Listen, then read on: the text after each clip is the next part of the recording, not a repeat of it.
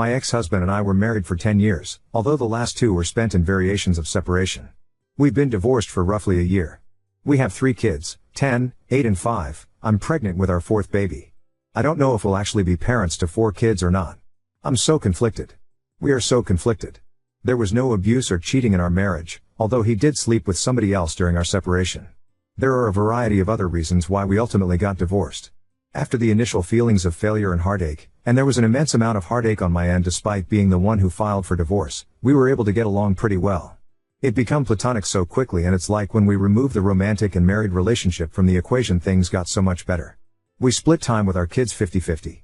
That's really hard for me because being mom is such a huge part of my identity that I still sometimes struggle to know what to do with myself during his time with the kids. Ultimately, I'm happy that he's a loving, involved father, and I'm glad that if they do spend half their time with him, even if I still sometimes cry over not being with them all the time. We still do things together as a family sometimes. We sit together at our kids' activities, things like that. He has a girlfriend now. She seems nice. He met her not long after our divorce was finalized. It hurt. I cried way too much over it. He waited over 6 months to introduce her to our kids, which I was thankful for. My kids like her. Our youngest child was unexpectedly admitted to the hospital not long ago. He had surgery. In the grand scheme of things, it was a pretty minor surgery and he's absolutely fine now, but this is my baby and he had to spend multiple nights in the hospital, so this was a big deal for me. My ex-husband was there the entire time, being a great dad, being a supportive partner to me as I worried over every little thing. We spent all those nights in the hospital together and I remembered why I married him. He was always able to be the strong, level-headed rock for me. He was this safe person who I knew would take care of everything and protect me. When we were in the hospital, he told me that I'm the most important woman in his life, still. When our son was discharged, my ex-husband came back to my house. My baby was home safe, our other 2 children were excited to be home after staying with my husband's sister for several nights. We were all together at home like a family again. That night after our kids were in bed, we had sex. I hadn't been hoping for it or planning it. It was just like as soon as the kids were tucked away in their rooms, we were having this intensely passionate, needy, amazing sex that we shouldn't have been having. We went to sleep in my bed and at some point in the middle of the night we had sex again. The next morning we both decided our emotions with the whole situation with our son just got the better of us. We said we didn't regret sleeping together, but that's all it was, and we were just going to go back to our normal divorced lives. We wouldn't make it awkward, just move on. Then I found out I was pregnant. We didn't use a condom. I don't even have condoms in my house anymore. I'm not on birth control. I haven't been since we divorced. I haven't needed it since I haven't had the time or interest to start dating again. I really wanted to be single for a while. I know I was ovulating when we slept together, which was probably a contributing subconscious factor as to why it happened. My body sees him being a good dad to our kids and it wants another. My cycle is like clockwork and we've always conceived on the first try every time we've tried to get pregnant. Our first kid was not even a try, it was a 2 weeks before your wedding you find out you're pregnant and spend your honeymoon with morning sickness surprise. So now I'm about 8 weeks pregnant. I've known for about a week. I just told him this past weekend. I didn't know if I would tell him at all. I realize now that I only told him in hopes that he'd tell me what to do and figure the situation out for me. Only he didn't. I know it makes no sense to have a baby with somebody I chose to divorce. I don't need a 4th child. Why can't I let go of this though? Update 1. My ex-husband and I have been divorced for about a year. We have 3 kids, ranging from 10 to 5 years old. We have gotten along great since the divorce, better than when we were married. It's almost like we're friends, can do things with our kids, and enjoy being around each other. About 2 months ago, our youngest unexpectedly ended up having surgery and spending several nights in the hospital. He's fine now. My ex-husband and I stayed together with our son the entire time he was in the hospital. When he was discharged, my ex-husband came back to my house, or former family home, at our son's request. He was just supposed to spend a few hours there, help our son get settled, then go home. However, I guess all of the emotions and being together as a family in our former shared home got the better of us and we ended up having sex twice that night. Now, I'm 9 weeks pregnant. I wasn't on birth control, was on it until after our divorce was finalized, but have been intentionally remaining single for a while and not involved with men in any way, so was giving my body a break from birth control. Initially we were undecided about what to do, but as of last weekend we made the decision together to have the baby. It feels sort of crazy to me, definitely not a situation I ever imagined I'd find myself in. I already picture this baby looking just like our other kids. I guess that's why I struggled with the idea of not continuing with a pregnancy, which I know isn't really a valid reason to have a baby. This is probably the last baby I'll ever have. I'm 39, so even if I were to meet a man who I trusted enough to want to have a child with and a future with, I'll be well into my 40s by then. I plan to be very picky, but I'm not even at the point of wanting to find somebody new yet. We're not getting back together, for now. We get along great when we're not married and living in the same house. We feel it'd be irresponsible to all of our children to attempt to get back together right now because of this. Chances are higher that we'll be able to co-parent this baby successfully if we live separately. However, we are committed to working together to do what has to be done to take care of the baby when he or she gets here. Our kids are doing so great right now and they seem very happy and secure with the current setup of our lives and homes, so we want to stick with this for now. I don't know if I really understand what I'm getting myself into. Our other kids were all born into a marriage and a two-parent home. I know that sharing custody of a baby will be a lot different than the kids going back and forth between homes. I might be feeling too positive about it, but I think it could work out fine. The new baby will just see this as normal, right? Next thing to worry about will be having to explain this to everyone when we tell them. My family and friends will get over it, but I'm especially concerned with explaining it to our kids. I'm worried our oldest won't take the news well.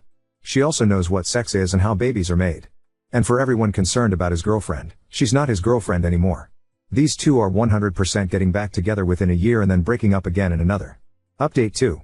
My ex-husband and I are having a baby. My other posts are on my profile. A recap is that we were married for 10 years, divorced for almost 5 years now, and have 3 kids together. We slept together twice during a stressful family time and I ended up pregnant. We've since we are both still in love with each other, but have not actually declared that we're back together, mainly for the same of our kids. I last posted toward the end of January. I'm 28 weeks pregnant. We're having a little girl. As far as the pregnancy goes, it's been like a textbook pregnancy and so I feel pretty good, just more tired than I ever remember being during pregnancy before. My husband and I continue to live separately and share custody of our kids. We each have them 50% of the time. They're all aware that we're having a baby and none of them seem to be deeply confused or emotionally damaged by their divorced parents having a baby together. We explained it in an age-appropriate way. Our oldest child was more grossed out that her parents had sex than anything else, since she now understands what sex is and how babies are made. We've been involving her quite a bit and she's excited now. I even took her to one of my appointments. She's excited to have a baby sister and she understands that mom and dad love her and her siblings, that we love this new baby, and that we love each other as people and as parenting partners without actually being together as a married couple in one house. Meanwhile, my husband and I have started to attend couples counseling. We tried marriage counseling when we were separated before we divorced, but I think we were both already pretty mentally done, so counseling didn't do much for us then. I think we're getting way more out of it now because we're actually invested in it and putting in a lot of effort. Sometimes I feel great after a session, and at other times I feel not so great and am reminded of reasons why we divorced. Overall, I think it's a good thing for us no matter what happens with our relationship. We've been sleeping together for the last few months. We already agreed that we won't be seeing other people at this time. I wouldn't be saying while pregnant anyway, and it's not as if I'll even have time with 3 kids and an newborn. We agreed that we will not open ourselves to being with other people while we are working on our relationship and before the conversation is had between us. We are carrying on just as we have been since our divorce, as far as our kids are concerned. Dad doesn't spend the night at our house. We do things together as a family sometimes, but we were doing that even before anything was rekindled between. We're not acting as a couple when we're together as a family. We're friendly with each other, but there is no holding hands, kissing, etc. Our main concern is our kids. We refuse to say we're back together. If we officially get back together, we really want to feel certain that it'd be for the long term, that we're ready to commit to that. We don't want to give our kids whiplash or do anything to make them seek insecure about our family. We would like to get to that point, but we aren't there yet. I think if my husband had his way we'd be there. He's ready to say he's there now. He'd love to move back home. But he understands and agrees with my reasoning. I'd love for him to move back home too, based only on emotions. We both have things to work on, separately and together. I want to be a better spouse this time around. I thought I was being a really great wife, and I was on the surface. I also know that right now I feel so in love and I'm hopped on hormones and pregnancy happiness. I always feel super happy, super positive, and super horny during pregnancy, and I know I have to be careful with trusting anything I feel during this time because it's like I'm on a 24/7 natural high. I think the biggest issue right now is that he's far more let's throw caution to the wind, even though he agrees with all of my reasoning, and I want to be way more careful. I've made a few posts about my husband and I getting pregnant after we divorced. We were married for 10 years and had 3 kids before getting divorced. We got along so much better after we divorced and we have been really good co-parents during this time, but we were functioning strictly as friendly co-parents. We slept together around 1 year after our divorce was finalized and conceived a 4th baby, which we ultimately decided to keep. Our 4th child, a sweet baby girl, was born at the end of May. She's so perfect and we both feel we made the right choice to bring her into the world. It was the smoothest, easiest birth I've had and I take that as a sign. I feel like I fell in love with him all over again during labor and delivery, and that's when I knew I was ready to make our relationship official and public to everyone, including our children. Contrary to all the assumptions, our kids really don't seem to be negatively affected or confused about the baby, and I don't think the newest baby is getting any less love or attention than our 3 kids born within our marriage had/have. This is normal to them now. They understand we're still a family, and no matter what, we'll always be a family whether mom and dad live together. We are still living separately and technically still maintaining the custody schedule we had in place for our oldest 3 kids. Although, the kids are with me every weekday right now since it's summer break and I'm on maternity leave. We have a different arrangement for the baby, but he does take her overnight a few nights a week. I got our family home in the divorce and he spends time here with all of us. He has spent some nights here at home to help with the baby, but he doesn't stay in my bedroom quite yet. He has not moved in, although he has tried and continues to suggest it. This is probably the biggest point of contention these days. To me, this feels like the best of both worlds. I love him and truly don't want to be with anyone else. I think I sort of function better and I'm happier also living in my own space that he just visits. I know it's not the norm and some might say this means I don't really love him as much as I think. I really believe I'm one of those people who needs more independence and alone time, and maybe we never would have got divorced in the first place if this had been the arrangement from the beginning. Is it sort of selfish? Maybe. I don't know anyone else with this arrangement, but I know some people out there do this. For all intents and purposes, we are together in a relationship again. We've made it official and exclusive, as juvenile as that sounds. We had already made it official between ourselves, but we hadn't really announced it to family and friends or our kids. We are still in love with each other or back in love with each other, and we are not seeing anyone else. Our kids have adjusted well. They've been seeing a therapist since we filed for divorce, so that has really helped us navigate some of this. Prior to the baby's birth, we did not tell them that we were essentially in a relationship. Only so long you can keep that a secret from your kids. Even though they're young, they're perceptive.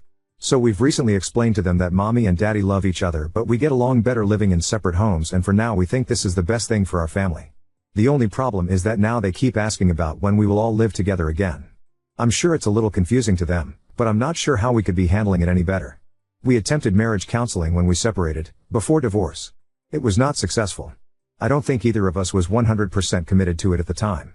He really did not take it seriously back then, but I was more stubborn and resistant than I originally realized. We're in couples therapy now and it's like night and day compared to last time. I'm scared to live together again, so we aren't going to do that anytime soon. It's not that I don't trust him. I don't trust us as a couple. I refuse to put my kids through all of that again. So, getting remarried and moving in together isn't something in the plans right now, maybe one day. I hope we can get to that point. I just don't want my kids to have to go through a divorce and splitting households yet again. I feel like they'd lose all trust in us then.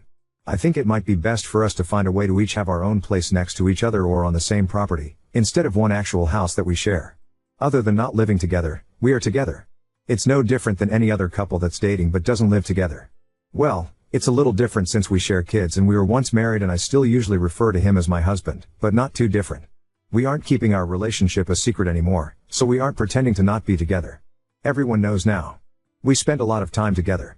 But yeah, he may eventually want more than I do, as in a relationship where we live together 24/7. Yes, he had a girlfriend at the time, it's in my post history and I'm not trying to hide it, but we have moved well beyond that now. People are downvoting her comment because it is pretty black and white when it comes to cheating. Cheating hurts others and a lot of people value living in a world and having actions that don't result in hurting others. He was in a relationship and committed to his girlfriend when he decided that he had the right to sleep with his ex and not immediately tell her that he did it. She deserved better than to get trauma from someone who claimed to be committed to her, but was willing to step out on her. Cheating on someone does result in emotional trauma, which will affect how they will view love and relationships going forward. Personally, if he wasn't ready to be in a relationship with her, then he should have left her alone. I am tired of men in particular getting into relationships with women when they know they are not clearly over their ex-partner. It is a sign of selfishness and pure disregard of another human being's health. She was used as an emotional support and sex object by him. Because no one that respects their partner would do something this cruel. So I'm not going to cheer on someone who could have just avoided this entire situation by not being in a relationship when he was clearly not ready to be in one, and hurt someone deeply. Edit, I want to add additional thought as well.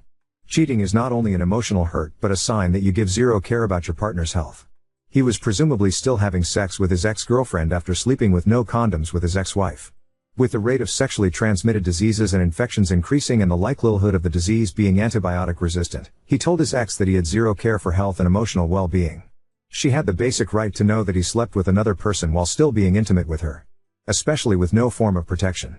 Not calling the ex-wife dirty but with the risk of catching a disease that's incurable or opens you up to higher risk of illness. Every person who is engaging in a sexual relationships deserves honesty. All of this may be true. I'm not arguing anything you said.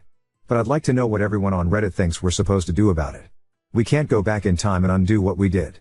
Maybe Redditors feel that as an act of penance we should not be together, despite very much wanting to, since that's what we deserve for hurting her in the process. We should never be allowed to move on and have any happiness in our lives, together or separate, because we did something at one time that hurt somebody. Short of publicly flogging ourselves and maybe not allowing ourselves to ever be in a relationship with anyone ever again as a form of self-punishment, what are we supposed to do to satisfy the masses? Now on to second story. Hid my boyfriend's SI anime pillow and mousepad before my parents visited. Now he's furious and distant, causing awkward tension. My boyfriend, 32 male, and I, 27F, have been together for a year. He's only met my parents once over the holidays last year because they live pretty far away. They've been visiting this past week, and since he and I just moved in together, they were excited to see our new place and get to know my BF a little more. We have an extra bedroom, and this has become my boyfriend's gaming room for the most part, but we agreed when guests come over it would be a second bedroom. He really likes video games and anime in particular, so he has a lot of toys and artwork that he's collected over the years from different games and such. One thing he has is this anime body pillow that features a sexy anime girl on it. He also has a mousepad for his gaming computer that resembles a busty anime girl.